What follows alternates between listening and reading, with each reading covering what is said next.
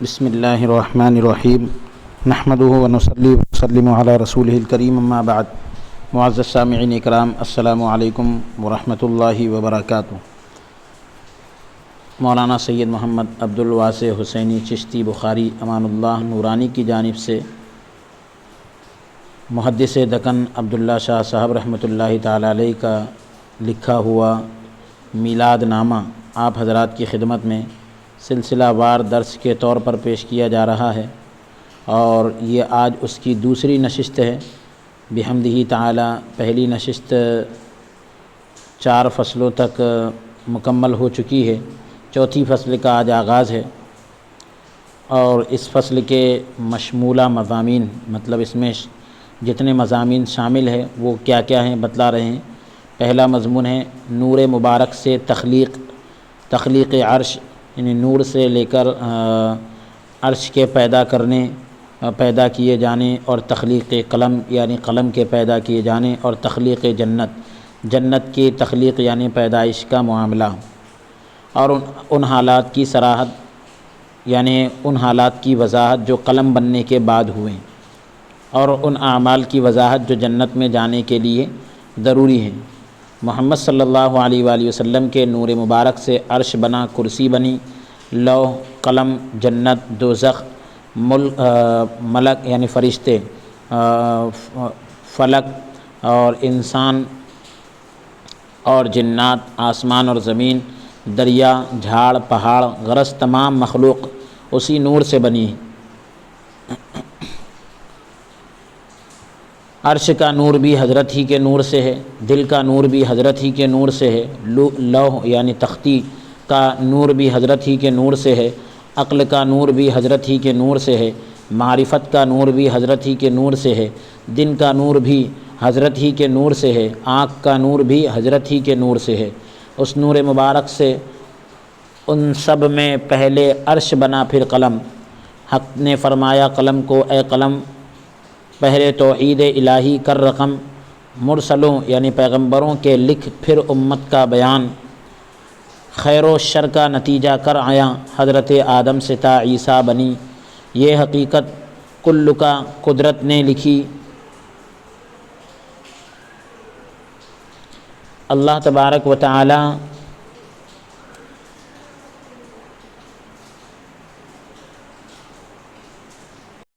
یہ کلو کا نہیں بلکہ یہ حقیقت کل کی قدرت نے لکھی، یعنی قدرت کے قلم نے لکھی۔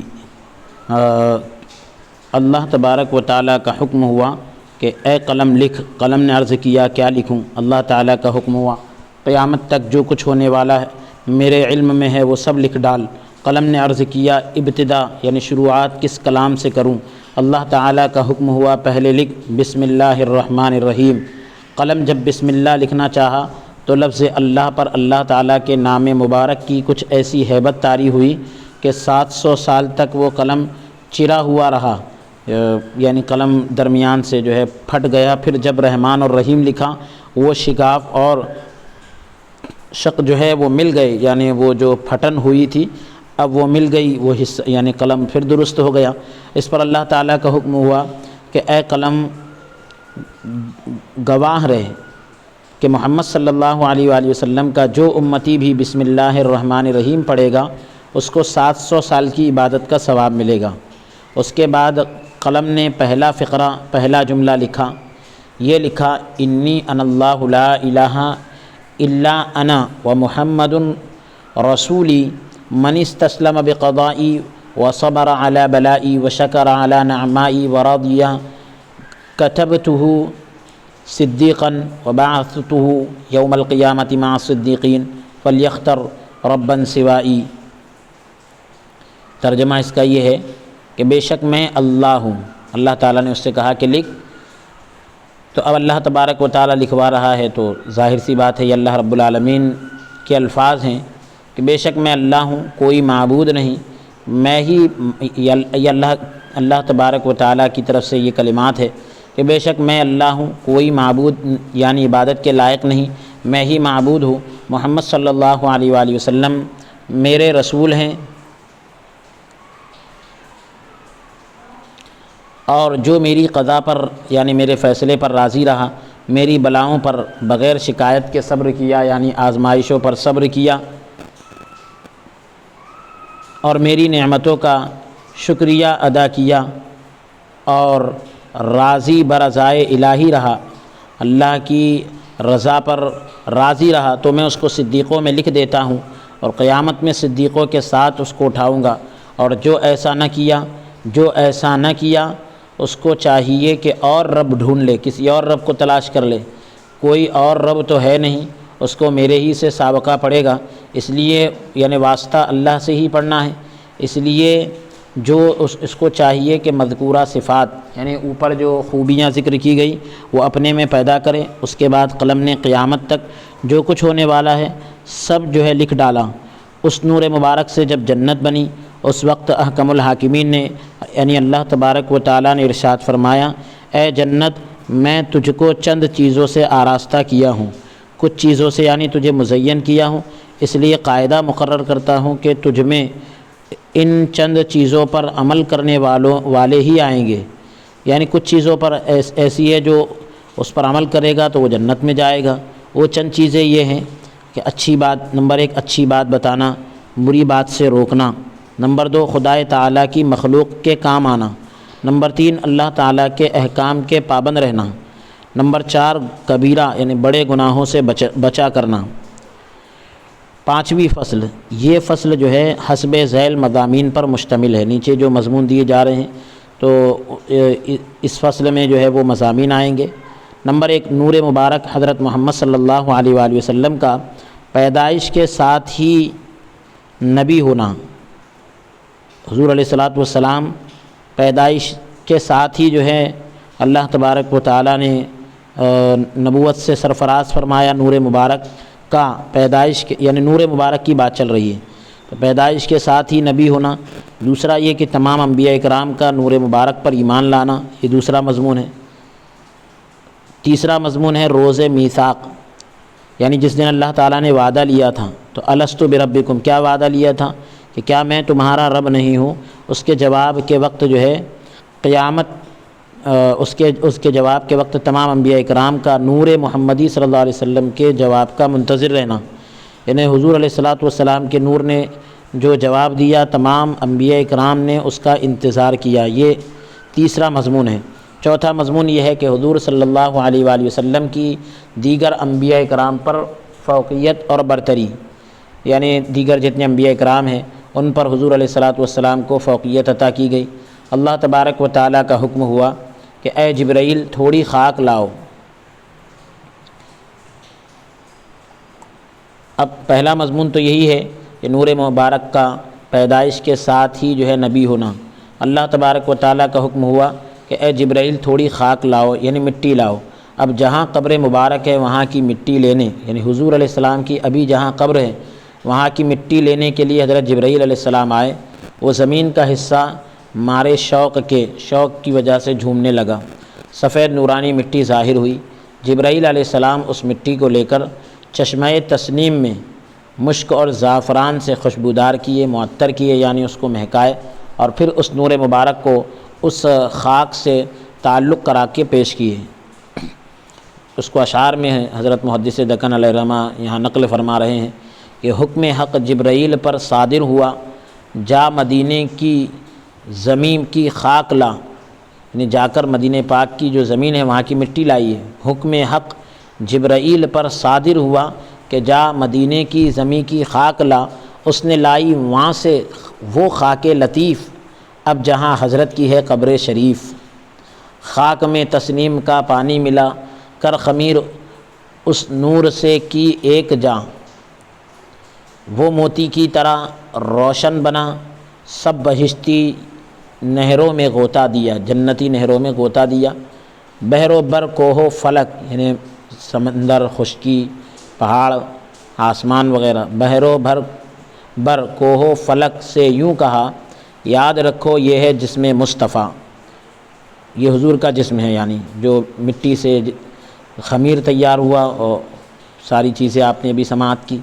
اللہ تبارک و تعالیٰ کا حکم ہوا، تمام آسمانوں اور تمام زمین میں اور چوطرف اطراف عالم میں اس کو سیر کراؤ، یعنی اس کو جو ہے سیر کرائی جائے۔ ساتھ ہی ساتھ یہ ندا بھی کر دو، آواز لگا دو، ھذا طینۃ حبیب رب العالمین شفیع المذنبین مشہور فی الاولین مذکور فی الآخرین، کہ یہ رب العالمین کے حبیب کی خمیر کی ہوئی یعنی وہ گدی ہوئی مٹی ہے، یہ وہ حبیب ہے کہ گنہگاروں کی شفاعت کرنے والے ہیں، تمام عالم میں جن کی شہرت ہے اور آخر میں آنے والے لوگوں میں انہی کا چرچا ہے۔ پھر اس کو نور کی قندیل میں رکھ کر عرش کے نیچے لگا دو۔ ایسا ہی کیا گیا، وہ نور مبارک اس طرح بنا کر سیر کرا کر عرش کے نیچے رکھا گیا۔ یہی نہیں کہ سب سے اول یہ کہ نور مبارک بنا اور عرش کے نیچے رکھ دیا گیا، صرف ایسا نہیں ہے، بلکہ وہ نور مبارک سب سے اول پیدا ہوا، سب سے پہلے پیدا ہوا اور پیدا ہوتے ہی نبی بنا دیا گیا۔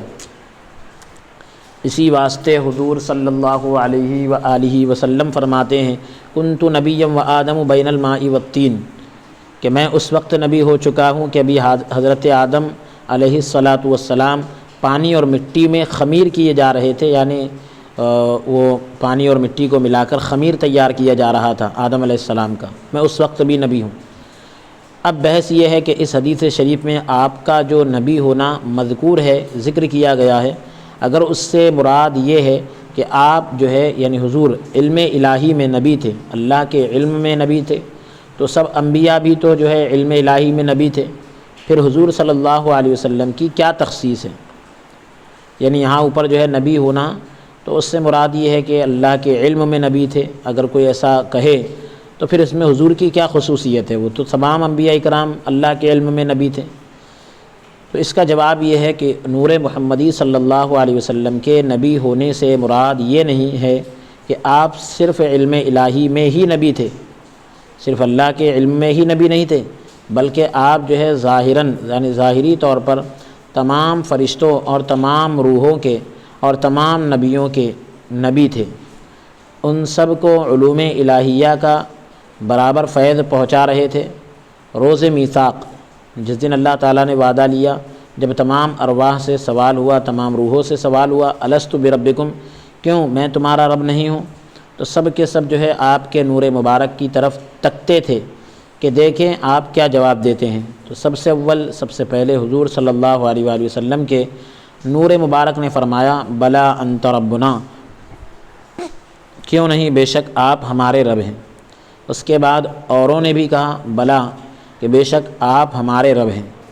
اسی کی طرف حضور کا اشارہ ہے نحن السابقون الآخرون، ہم سب سے سابق ہیں مگر دنیا میں آخرون، نحن السابقون الآخرون، کہ ہم سابق ہیں سب سے یعنی پہلے بھی ہیں مگر دنیا میں آنے میں سب سے آخر ہیں، بعد میں ہیں۔ جب اس نور مبارک سے اور نبیوں کے نور پیدا ہوئے تو خدائے تعالیٰ نے فرمایا اے میرے حبیب کے نور، ان تمام پیغمبروں کے نور کی طرف نظر ڈال۔ نظر ڈالتے ہی تمام پیغمبروں کے نور ایسے ماند پڑ گئے یعنی کمزور پڑ گئے جیسے آفتاب یعنی سورج کے سامنے ستارے۔ تو سب پیغمبروں نے عرض کیا کہ الہی یہ کون ہیں کہ ان کے نور نے ہم سب کے نور کو چھپا دیا؟ اللہ تعالیٰ نے فرمایا یہ نور محمد بن عبداللہ صلی اللہ علیہ وسلم ہے، اگر تم سب ان پر ایمان لائیں تو میں تم سب کو پیغمبر بناتا ہوں۔ سب پیغمبر کہنے لگے الہی ہم سب ان پر بھی ایمان لائے اور ان کی نبوت پر بھی۔ اللہ تعالیٰ نے فرمایا اچھا میں اس پر گواہ ہوں۔ مضمون بالا یعنی اوپر جو مضمون ذکر کیا گیا اس کی دلیل قرآن سے، وَإِذْ أَخَذَ اللَّهُ مِيثَاقَ النَّبِيِّينَ لَمَا آتَيْتُكُم مِّن كِتَابٍ وَحِكْمَةٍ ثُمَّ جَاءَكُمْ رَسُولٌ مُّصَدِّقٌ لِّمَا مَعَكُمْ لَتُؤْمِنُنَّ بِهِ وَلَتَنصُرُنَّهُ قَالَ أَأَقْرَرْتُمْ وَأَخَذْتُمْ عَلَىٰ ذَٰلِكُمْ إِصْرِي قَالُوا أَقْرَرْنَا قَالَ فَاشْهَدُوا وَأَنَا مَعَكُم مِّنَ الشَّاهِدِينَ۔ سورہ آل عمران پارہ نمبر 3، سورہ آل عمران کا رکوع نمبر 9۔ ترجمہ، جبکہ اللہ نے پیغمبروں سے عہد لیا، وعدہ لیا کہ ہم جو تم کو اپنی کتاب اور عقل سلیم دے، اور پھر کوئی پیغمبر تمہارے پاس آئے اور جو کتاب تمہارے پاس ہے اس کی تصدیق یعنی تائید بھی کرے تو دیکھو ضرور اس پر ایمان لانا اور ضرور اس کی مدد کرنا، اور کہ کیا تم نے اقرار کر لیا اور ان باتوں پر جو ہم نے تم سے عہد و پیمان لیا اس کو تسلیم کیا یعنی مان لیا۔ پیغمبروں نے عرض کیا کہ ہاں ہم اقرار کرتے ہیں۔ خدا نے فرمایا اچھا تو آج کے قول و قرار کے گواہ رہو، اور تمہارے ساتھ گواہوں میں سے ایک گواہ ہم بھی ہیں۔ اسی واسطے آپ نبی الانبیاء ہیں، سب نبیوں کے یعنی نبی ہیں۔ اسی واسطے آپ جو ہے حضور جو ہے شب معراج میں تمام انبیاء کے امام ہوئے۔ اسی واسطے جو ہے یعنی یہی وجہ ہے کہ قیامت میں تمام انبیاء جو ہے آپ کے جھنڈے کے نیچے ہوں گے۔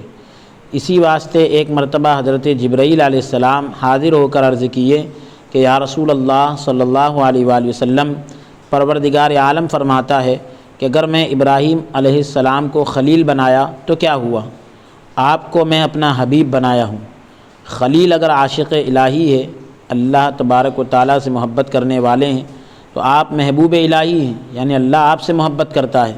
کوئی مخلوق میرے پاس آپ سے زیادہ عزت دار نہیں۔ میں سارا عالم یعنی پورے عالم کو اسی لیے پیدا کیا ہوں کہ آپ کی جو قدر و منزلت میرے پاس ہے، آپ کا جو مقام و مرتبہ میرے پاس ہے، وہ ان سب کو دکھاؤں اور آپ کے مراتب سے واقف کراؤں، پہچان کراؤں۔ اگر آپ نہ ہوتے تو کسی کو پیدا ہی نہ کرتا۔ درآں روزے کے خوبہ آفریدند، یعنی روز میثاق میں جس دن وعدہ لیا گیا، عہد لیا گیا، اس میں جب پیغمبروں کی روحوں کو پیدا کیے تو آپ کو سب کا بادشاہ بنائے، حسن اور خوبی آپ پر ختم کر دیے۔ اس کے بعد ماہ کنعان یعنی کنعان کے جو چاند ہے، حضرت یوسف علیہ السلام کو پیدا کیے، آپ کو سعادت کا فرمان دیے، نیک بختی کا فرمان دیے۔ اس کے بعد انسان کو پیدا کیے۔ آپ کے جیسا ہر قسم کی خوبی رکھنے والا کوئی سوار دنیا میں نہیں آیا جب سے کہ میدان دنیا پیدا کیے ہیں، دنیا کو پیدا کیا گیا، آپ کے جیسا ہر قسم کی خوبی رکھنے والا کوئی نہیں آیا۔ الغرض یہ نور مبارک ہزارہا سال، برسہا برس، کئی برس تک، کئی سال تک ذکر اور حمد یعنی اللہ کی تعریف کرتا رہا۔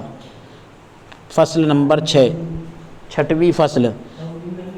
اس فصل کے مضامین، پہلا مضمون یہ ہے کہ نور مبارک سے تخلیق خلیفۃ اللہ تبارک و تعالیٰ کے نائب کو، یعنی اللہ تبارک و تعالیٰ نے جو خلیفہ پیدا کیا، نائب نہیں بولنا چاہیے معذرت کے ساتھ، خلیفۃ اللہ تبارک و تعالیٰ نے جو اپنا خلیفہ بنایا تو نور مبارک سے اسی کی تخلیق ہوئی، پیدائش ہوئی۔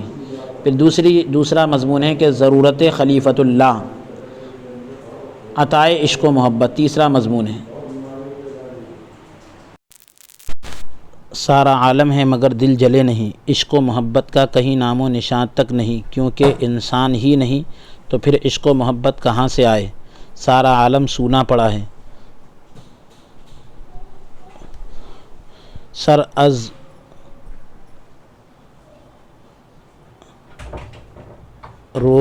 روزن برآر کا وقت آ گیا، یکایک ارشاد باری تعالی ہوا، اللہ تبارک و تعالی کا ارشاد ہوا، انی جاعل فی الارض خلیفہ،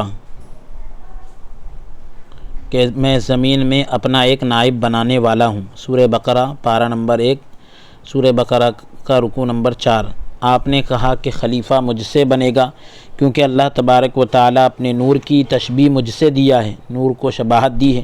مثل نورہ کمشکات فیہا مصباح، کہ اس کے نور کی مثال ایسی ہے جیسے ایک طاق ہے اور اس طاق میں چراغ رکھا ہے۔ سورہ نور پارہ نمبر 18، سورہ نور کا رکوع نمبر 5۔ ہوا نے کہا کہ میری شان میں وَهُوَ الَّذِي أَرْسَلَ الرِّيَاحَ بُشْرًا، اور وہی قادر مطلق ہے جو اپنی رحمت یعنی مینا بارش کے آگے آگے ہواؤں کو مینا کی خوشخبری دینے کے لیے، یعنی بارش کی خوشخبری دینے کے لیے ہواؤں کو بھیجتا ہے۔ سورہ فرقان پارہ نمبر 19، رکوع نمبر 5، سورہ فرقان کا، وہ خلیفہ مجھ سے بنے گا۔ پانی نے کہا کل شیء حی من الماء، ہر چیز پانی سے زندہ ہے، تو میری شان ہے کہ پانی نے یہ کہا کہ خلیفہ مجھ سے ہوگا۔ خاک یعنی مٹی جو ہے سر جھکائے مغموم پڑی تھی، غمزدہ تھی، اور خیال کر رہی تھی کہ بھلا میں کس گنتی میں ہوں۔ اللہ تعالیٰ کا حکم ہوا کہ ہم کو عاجزی بہت پسند ہے، ہم مٹی سے اپنا خلیفہ بنائیں گے۔ سب کو تعجب ہوا کہ خلیفہ کی کیا ضرورت ہے، تو اللہ تعالیٰ کا ارشاد ہوا کہ بادشاہ کو جہاں شوکت و عظمت دکھانے کے لیے خدم و حشم یعنی خادم لگتے ہیں، یہ ضروری ہیں، وہیں بادشاہ کے لیے ایک مونس اور محرم راز کی بھی ضرورت ہے، یعنی جو مونس ہو اور رازدار ہو اس کی بھی ضرورت ہے، تاکہ عشق و محبت کا لطف اٹھائے۔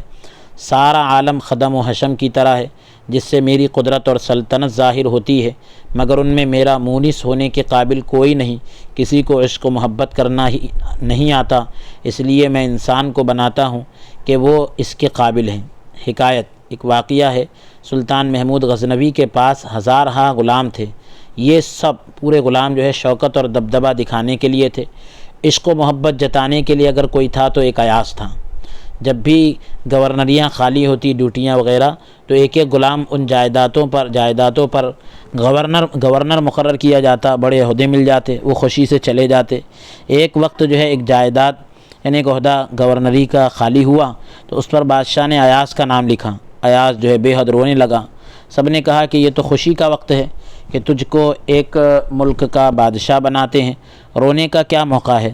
تو ایاز نے کہا کہ اب تک میں بادشاہ کا مونس اور محرم راز تھا، اب اور خدم و حشم کے جیسا ہو گیا، دوسرے نوکروں کے جیسا میں بھی ہو گیا، اس سے دوسرے خادموں کے جیسا میں بھی ہو گیا، اس سے میرا رتبہ گھٹ گیا نہ کہ بڑھا۔ ایسے وقت جو ہے ہنسنے کا کیا موقع ہے؟ ایاز نے اس وقت ان لوگوں کو جو گورنری پر نہ جانے سے سرزنش کر رہے تھے ایسا جواب دیا اور کہا کہ تم کو سیدھے راستے کی خبر ہی نہیں۔ ایاز نے کیا کہا کہ تم کو سیدھے راستے کی خبر ہی نہیں، گورنری نہ اختیار کرنے کی وجہ میں جانتا ہوں۔ تم کو خبر نہیں کہ بادشاہ جہاں پناہ اپنے سے مجھ کو دور بھیج رہے ہیں، اس لیے میں غمزدہ ہوں۔ اگر وہ سارے جہاں پر پوری دنیا پر مجھے حکومت دے دیں تو بھی میں ان سے ایک لحظہ یعنی ایک لمحہ دور نہیں ہونا چاہتا ہوں۔ جو وہ حکم دیں میں وہ کرنے پر راضی ہوں، لیکن ان سے ایک لحظہ کی دوری، ایک لمحے کی دوری بھی نہیں چاہتا ہوں۔ میں کیا کروں سلطنت اور حکومت کو؟ میری سلطنت تو ان کا دیدار ہے، یہی بس ہے۔ اے انسان، اگر تو مرد خدا ہے، خدا کا بندہ ہے اور خدا کا طالب ہے، خدا کا طلبگار ہے، کچھ حقیقت کی تجھے خبر ہے تو عبادت اور محبت کرنا ایاز سے سیکھ۔ اللہ تعالیٰ کی جانب سے ایک ندا کرائی گئی، آواز لگائی گئی کہ ہماری امانت جو نور محمدی صلی اللہ علیہ وآلہ وسلم ہے، عالم ناسوت میں کون لے کر جاتا ہے، کون لے جاتا ہے؟ تو ایک لاقیمت جوہر کو بازار میں سب کے سامنے پیش کیے ہیں تاکہ سارے جہاں سے اس کا خریدار پیدا ہو۔ یہ بہت بھاری قیمت کا سامان ہے، دو جہاں بھی اس کی قیمت نہیں ہو سکتی۔ کہاں ہے اس کا طلبگار؟ جان اور جہاں سب دے کر خریدیں۔ انا عرضنا الامانۃ علی السماوات والارض والجبال، ہم نے نور محمدی صلی اللہ علیہ وآلہ وسلم کو جو ہماری امانت ہے آسمانوں پر اور زمین پر اور پہاڑوں پر پیش کیا۔ سورہ احزاب پارہ نمبر 22 رکوع نمبر 9۔ اس امانت کا اٹھانا کسی سے نہ ہو سکا۔ حملہ الانسان، انسان نے ارادتاً بلا تأمل، بغیر ارادے کے جو ہے اس امانت کو اٹھا لیا اور کہا کہ خزانہ ویرانے میں رہتا ہے، اس ویران دل میں تو جو مثل یعنی خزانے کے جیسا ہے، آ جا اے خزانے، میں تیرے ہی آنے کے لیے اس دل کے گھر کو ویران کر کے رکھا ہوں۔ بھلا انسان خاکی اور نور محمدی اس لیے فرمایا انہو کان ظلوما جہولا، سورہ احزاب پارہ نمبر 22 رکوع نمبر 9 سورہ احزاب کا، کہ انسان نے یہ بھاری ذمہ داری کی امانت اٹھا کر اپنے نفس پر، اپنے آپ پر ظلم کیا اور نادانی کا کام کیا۔ بھلا انسان کدھر، اور نور محمدی کا اٹھا کر عالم ناسوت میں لے جانا کدھر؟ نور محمدی کو عالم ناسوت میں لے کر جانا یہ کہاں، اور انسان کہاں؟ شک نہیں کہ وہ اپنے حق میں بڑا ہی ظالم تھا، یعنی بے شک انسان اپنے حق میں بڑا ہی ظالم تھا۔ تو یہ 6ٹھی فصل تک ہم نے تلاوت کیا، انشاءاللہ تعالی 7ویں فصل کو اگلی نشست میں پیش کریں گے۔